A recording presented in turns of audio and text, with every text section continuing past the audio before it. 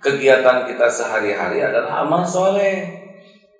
Sudah itu saja, bukan karir, bukan pangkat, bukan popularitas. Kita nggak perlu nyari itu. Tidak perlu rebutan jabatan, tidak perlu rebutan karir. Jangan, amal soleh. Karena yang dibawa mati apa? Pangkat, harta, gelar, jabatan. Gak ada yang dibawa. Demi Allah, yang ada nanti tuntutannya.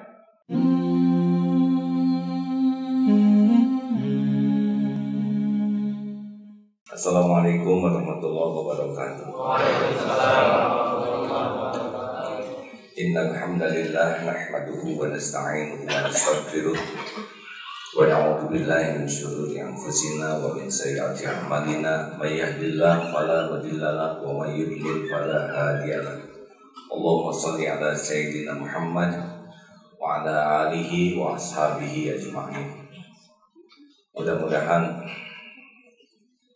Mudah-mudahan kita termasuk orang-orang yang yakin kepada Allah. Ini sempurnakan deh, kalau mau membuka sempurnakan lah gitu, supaya selalu sempurnakan ya. Terima kasih. Alhamdulillah. Bapak Ibu yang baik, kita akan melanjutkan bahasan yang lama, yaitu tentang surat Al-Asr. Jadi keberuntungan orang bisa dilihat dari apa yang kita lakukan dalam waktu yang kita jalani. A'udzubillahi minasyaitonirrajim. Bismillahirrahmanirrahim. Wal 'asr.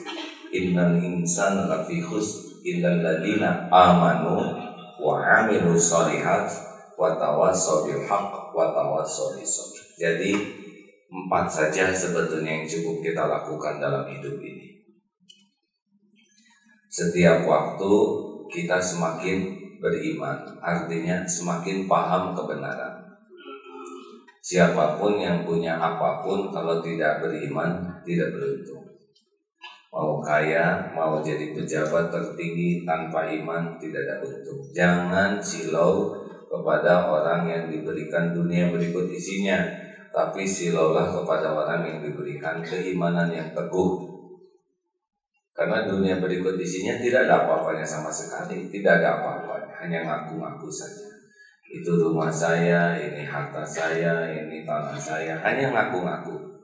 Di akhirat nanti dihisab bagi yang beriman. Yang tidak punya iman tidak ada nilai.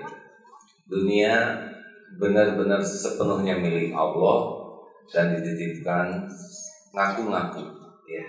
Tapi bagi orang yang beriman, dititipi dunia bisa jadi kebaikan.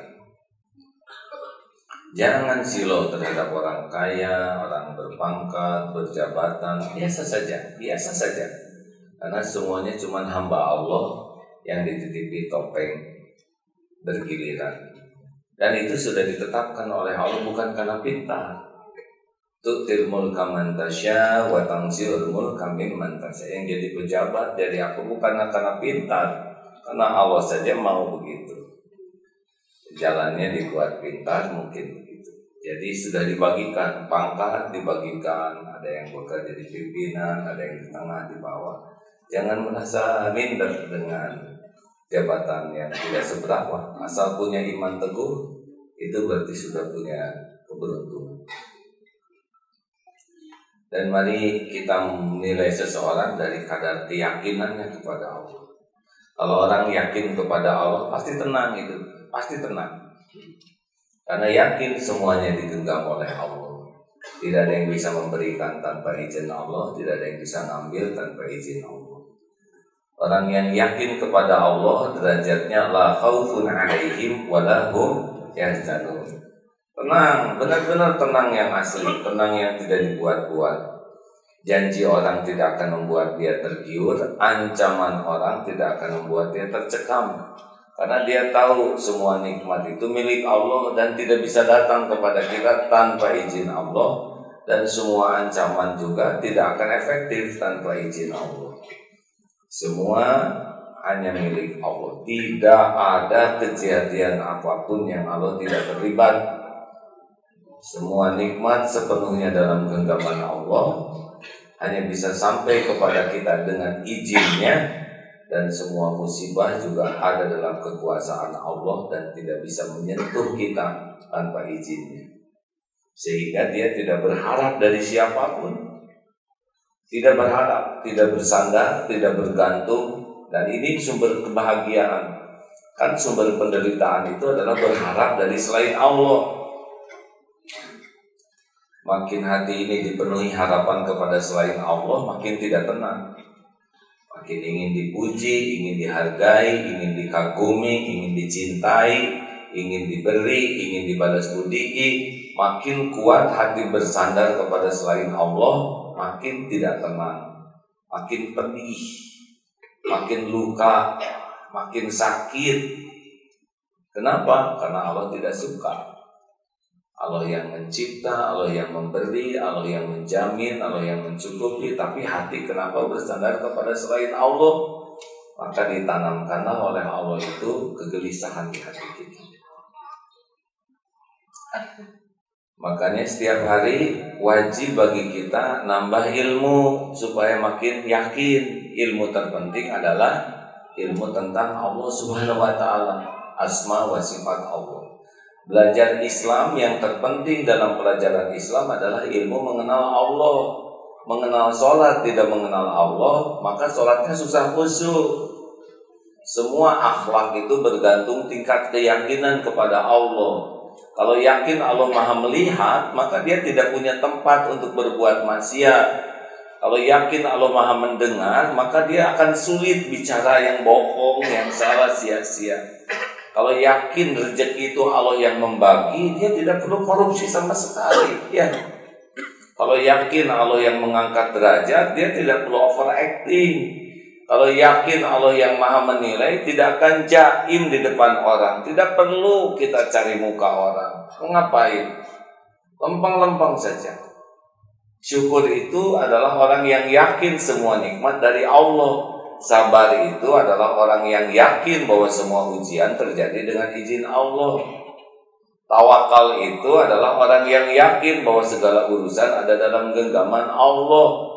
Makanya puncak akhlak bergantung kepada tingkat keyakinan kepada Allah. Carilah ilmunya. Cari. Dan ilmu yakin ini biasanya lebih mudah dipelajari dari orang yang yakin. Cari guru, cari kawan yang sudah yakin ke Allah, nular dan mujahadah. Yakin itu akan bertambah seiring dengan bukti, ya. Kalau ada bukti, biasanya kita jadi yakin. Betul? Apa yang ada di tangan saya? Kosong ya. Kenapa nyebut kosong deh? Jawab. Nah, karena dia tahu ini ditaruh di bawah, ya. Beliau yakin aja semua ngomong tisu, sengaja saya begini tadi. Tapi disimpan di sini, kata yang satunya kosong. Dia mah walaupun beda dengan yang lain, kalem aja karena ada ini melihat bukti ini disimpan di bawah. Tadi nyebut kosong karena tadi melihat seperti megang tisu. Ya. Nah, kalau kita sudah melihat bukti, yakin tuh. Coba yang selama ini Aagim atau Aajimi? Jawab ada. Hah?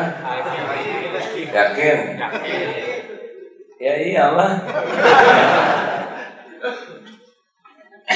Kalau hanya dengar suara mungkin Aagim atau Aajimi. Tapi kalau jelek begini, supaya dapat bukti, maka mujahadah. Supaya bukti bahwa rezeki itu ada, maka mulailah. Sekarang sedekahnya jangan ragu-ragu. Coba keluarkan uang lebih daripada biasa. Sampai nanti kita tahu benar bahwa ternyata tidak akan berkurang harta dengan sedekah. Tapi kalau tidak kena mujahadah, tidak. Ada orang berbuat jelek, berbuat baik. Idfa billati hiya ahsan. Tolak keburukan dengan cara yang baik. Berbuat baik sama orang yang berbuat jelek. Lihat nanti bagaimana orang itu dirubah oleh Allah, diubah oleh Allah jadi orang yang sayang ke kita. Janji-janji Allah ini akan nyata kalau kita mau mujahadah. 2, kesibukan kita sehari-hari adalah 1, memahami kebenaran supaya iman kita meningkat. Yang kedua adalah wa'amilus shalihat. Kegiatan kita sehari-hari adalah amal soleh. Sudah itu saja, bukan karir, bukan pangkat, bukan popularitas. Kita nggak perlu nyari itu. Tidak perlu rebutan jabatan, tidak perlu rebutan karir. Jangan, amal soleh. Tidak perlu mencari cinta, jaim dan sebagainya, enggak perlu. Yang penting mah setiap kesibukan jadi amal soleh. Gak usah ngitung uang, ngitung jadi amal saja udah cukup. Karena yang dibawa mati apa? Pangkat, harta, gelar, jabatan, gak ada yang dibawa. Demi Allah, yang ada tuntutannya amal soleh. Makanya hari-hari kita mah, kamu ngantor mau ngapain? Nyari uang, gak ada kerjaan. Rezeki mau udah beres, nyari amal.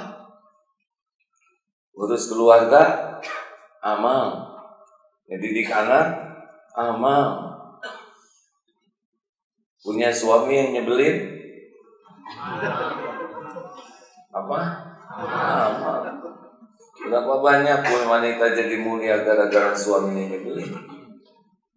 Karena gugur dosanya, nambah pahalanya.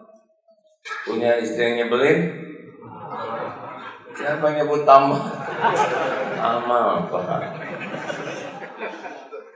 Jangan nyebelin lah ya, yang kurang menyenangkan atau nyebelin ya. Gak boleh begitu, semuanya amal. Amal. Kelebihannya disyukuri, jadi pahala. Kekurangannya disabari dan dibantu diperbaiki, jadi pahala. Pokoknya kita mah amal soleh aja yang kita lakukan. Gak harus jadi uang. Bisnis adalah amal soleh, bekerja adalah amal soleh, dakwah amal soleh, kuliah adalah amal soleh. Syaratnya 2. 1, niatnya lurus lillahi ta'ala. Yang kedua, caranya benar. Udah selesai. Gak usah ribet. Percayalah hadirin, karir itu gak akan ketukar. Jabatan gak akan ketukar, enggak. Kita harus ikhtiar. Ikhtiar yang jadi amal. Mau ngapain jadi juga kalau gak jadi amal? Bayangkan apa yang bisa kita lakukan memperbaiki orang lain, kalau memperbaiki diri aja jadi enggak. Bagaimana ngajak orang jadi lebih baik kalau saya jadi lebih jelek? Mungkin ada yang gak setuju, ya nggak apa-apa. Aku yang menjalani hidup ini.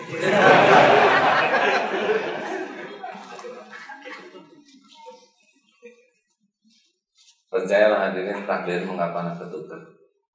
Apa saudara pikir saya ngebayangkan bakal jadi kiai kayak gini? Kata enggak tuh, enggak terbayang sama sekali. Tidak tercita-citakan, tidak diikhtiari, tapi udah jadi menjadi.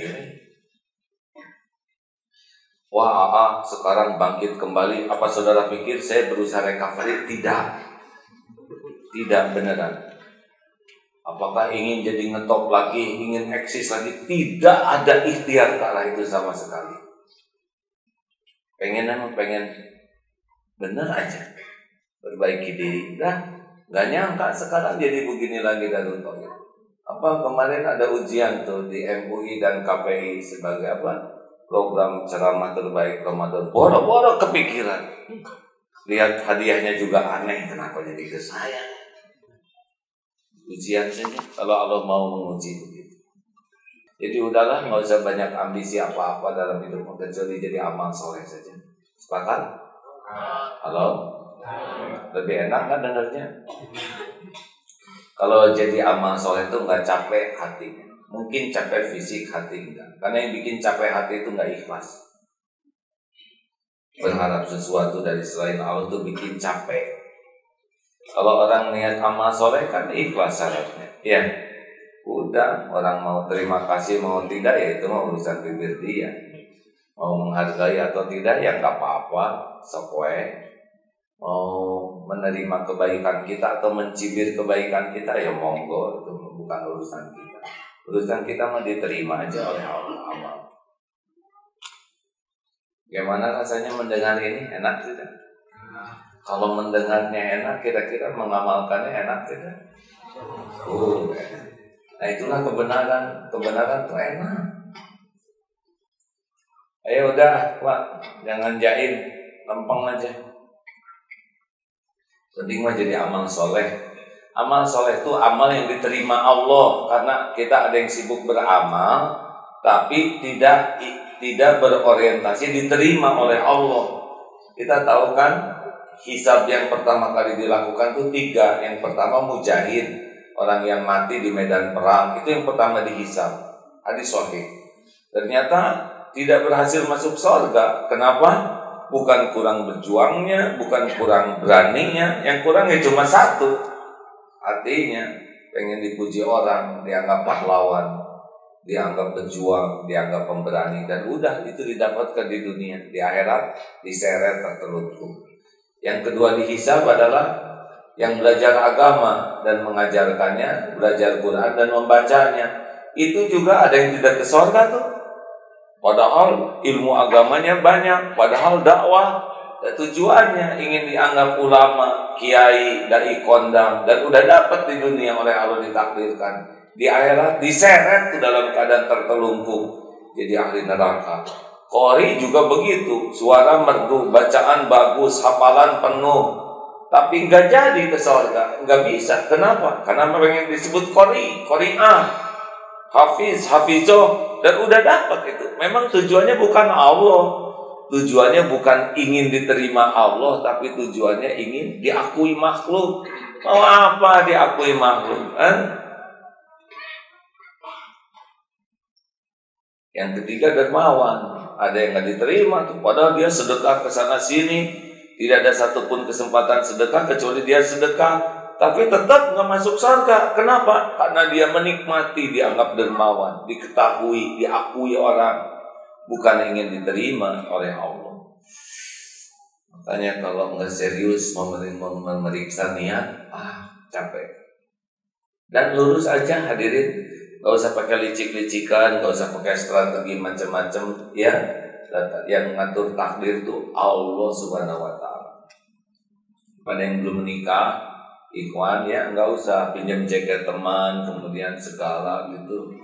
Karena kerjanya di bengkel, jadi ganti-ganti mobil supaya kelihatan kaya. Allah tahu, ya ini mobil orang, ya. Nggak usah neko-neko, lempeng aja hidup, ya. Nggak usah berstrategi supaya ini itu, nggak usah lah. Strateginya strategi disukai Allah aja. Benar? Dan nggak ada yang ngebulak-balik hati. Karena naksir ke seseorang bawa bunga, tapi Allah tahu itu bunga dari pernikahan orang. Ya. Nggak usah baik ke adiknya dengan tujuan supaya kakaknya terpikat. Nah, nanti jadi ibunya yang terpikat. Lempeng-lempeng aja itu.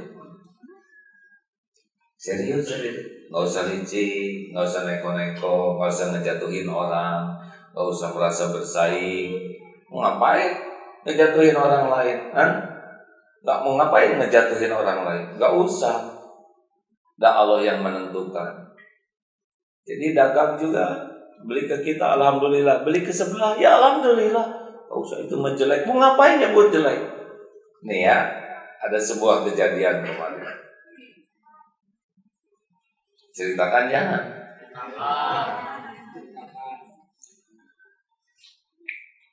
Jual kendaraan. Ada teman yang mau beli, silakan. Ya, kendaraannya begitu. Baru setahun dipakai, sekian kilometernya. Berapa harganya? Terserah Bapak aja. Kata yang beli, terserah AA aja.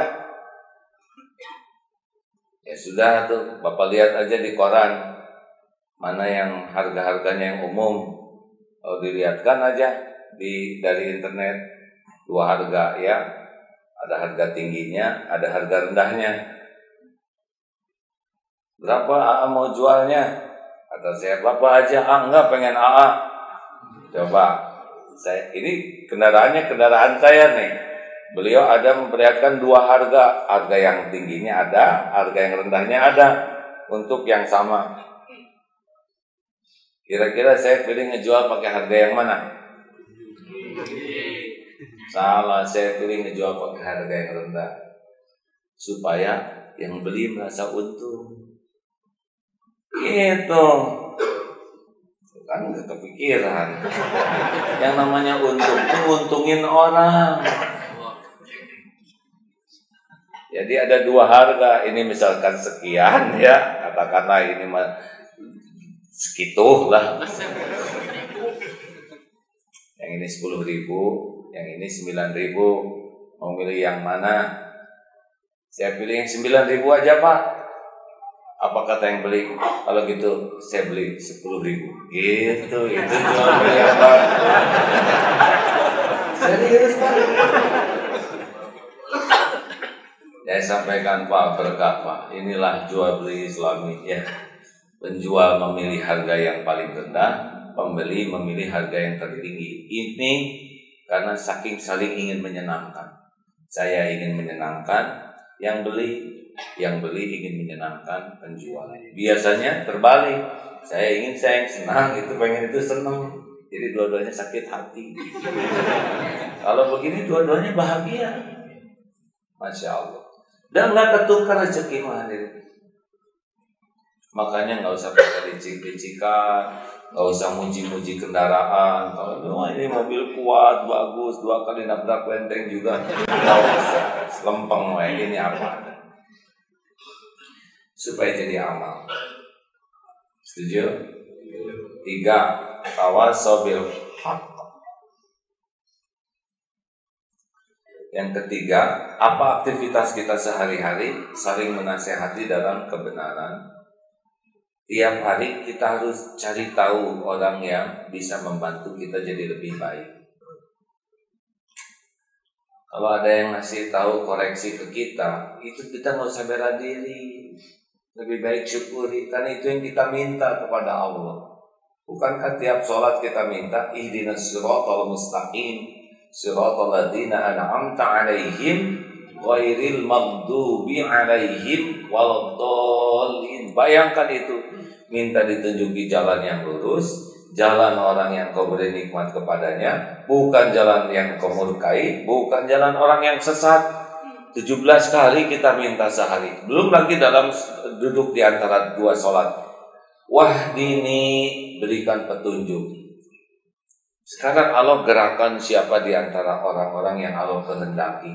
Mungkin guru, mungkin teman, suami, istri, anak, mungkin pembantu, supir, atau siapa yang ngasih tahu kekurangan kita. Kenapa kita jadi marah? Itu yang kita minta, giliran dikasih malah jengkel. Maunya apa? Maunya dipuji. Acungkan tangan yang pantas dipuji. Nggak ada. Puji itu hanya nyenengin nafsu. Dah, kalau ada yang ngasih tahu, ini terkabul doa. Acara TV kemarin akan wawancara tuh di TV, di news ya, yang naik kuda tuh. Ada juga yang ngasih tahu, kalau ngobrol jangan duduk di atas kuda. Saya ngejawab, ini bukan ngobrol, dakwah, tapi hati kecil saya mengatakan ini nggak cocok dengan ceramah sendiri. Itu kan ngobrol ya. Saya meminta maaf sesudah ini. Ada alasan itu bukan ngobrol, dakwah. Karena posisinya harus di atas kuda. Tapi hati kecil tetap ngaku. Kan bisa ngobrol di bawah, ya. Nah begitulah. Jadi senjata makan Tuhan judulnya. Nah hadirin sekalian, mari kita nikmati koreksi saran. Memang tidak selamanya benar, ya. Dan tidak selamanya caranya baik. Ada yang isinya benar, caranya enak, itu paling pulen. Ada yang isinya benar, caranya nggak enak. Jangan banyak ngomong lu. Enak gua dengarnya. Padahal benar, emang kita banyak ngomong.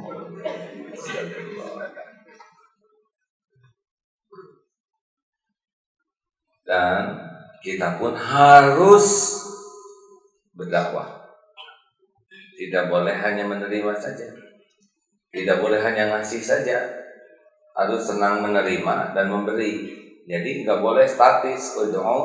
Kita harus ud'u ila sabili rabbika bil hikmah, menyeru. Kita tidak boleh diam. Rasulullah SAW tuh aktif menyebarkan kebenaran. Jangan nunggu sempurna, jangan nunggu tidak punya dosa, jangan nunggu sudah sempurna amal. Ajak orang mengamalkan kebenaran.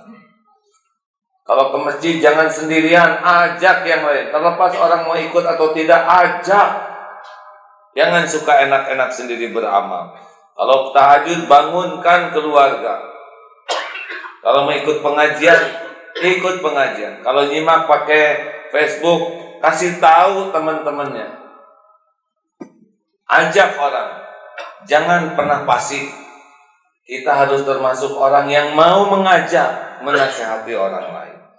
Kalau kita nggak bisa ngomong, bonceng teman ke sini. Jadi nasihati, nanti saya yang bagian nasihatinya. Ya. Tapi ngebonceng itu sudah bagian daripada tawassul haq. Harus stand up, harus mau berbuat. Orang buang rokok, puntung rokok sembarangan, ambil. Pak, boleh nanti lagi disimpan di tempat sampah dan dimatiin dulu. Lakukan. Lihat yang motor parkir sembarangan, Pak, mari saya bantu, kita gotong ke pinggir sedikit supaya tidak menghalangi jalan. Lihat orang yang buang sampah, kasih tahu. Mungkin ini yang terakhir ya Pak ya. Gitu. Stand up, jangan diam kalau melihat kemungkaran. Itu tawassul bil haq. Kita sering diam. Orang berbuat sesukanya, kita diam saja. Gak benar. Islam itu mengajarkan kita menjadi amar ma'ruf nahi mungkar, mengajak kebenaran dan menolak kemungkaran. Dan yang keempat, tawassul bis-sabr. Ini tiap hari loh ya, tiap hari kita cari input dan kita harus nyebarin juga. Dan yang keempat, keberuntungan kita adalah tiap hari sabar dan menyabarkan, saling menasehati dalam kesabaran. Kesabaran. Kenapa sabar? Bukan nasihati dalam syukur. Gini, orang syukur itu karena sabar. Karena sabar itu prinsipnya mengendalikan diri. Coba sholat duhur barusan ya. Siapa yang paling khusyuk? Pasti yang paling sabar. Sabar itu apa? Dia mengendalikan dirinya. Dia mengontrol dirinya. Dia menahan diri, dia kendalikan, dia kontrol sehingga ada di jalan yang Allah sukai. Itulah sabar. Sholat Allahu Akbar, mulut kita nyebut Allahu Akbar, tapi kita tidak kendalikan pikiran kita. Lewat kemana? Bismillahirrahmanirrahim. Enggak ingat ke Allah. Enggak sabar tuh. Alhamdulillahirabbil alamin. Enggak ingat kita lagi muji Allah. Padahal kita mau sholat. Tapi ketika melaksanakan sholat, kita enggak kontrol pikiran kita. Kita enggak mengendalikan lisan, pikiran, hati supaya klik. Enggak tuh. Nah itulah kurang sabar. Dan masalah dalam hidup ini intinya adalah karena kurang sabar. Begitu. Karena kurang sabar.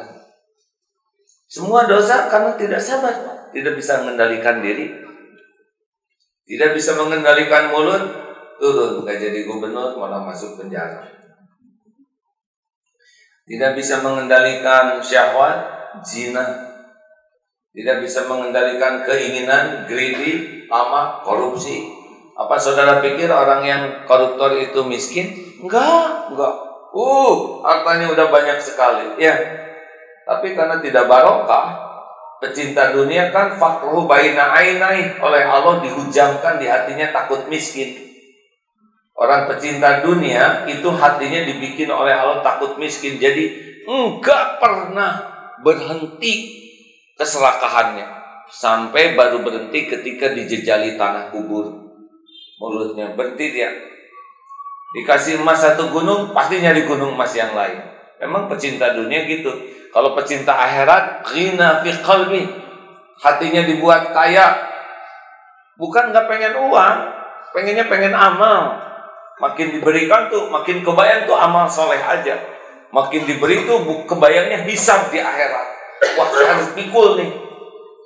Makanya bedanya pecinta dunia dengan pecinta akhirat. Pecinta akhirat mah sangat sabar.